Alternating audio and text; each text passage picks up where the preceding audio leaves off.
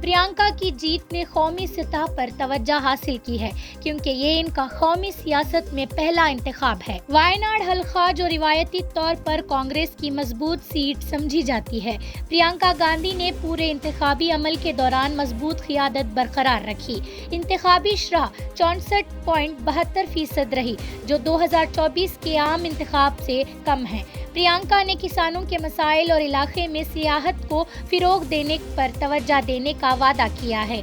इस दौरान बीजेपी और सीपीआईएम ने कांग्रेस को गांधी खानदान के विरसे पर ज्यादा तवज्जो देने और मुकामी मसाइल को नजरअंदाज करने पर तनकीद की है। For giving me the honor to represent them, for giving me so much love in my whole campaign while I was there, and then for voting for me in the manner that they have.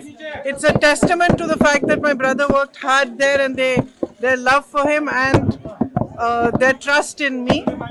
So I feel it's a great honor, and I will respect it fully. And I just was happy getting the love of the people. Now soon, in the next 2-3 days, as soon as my brother also has time to come.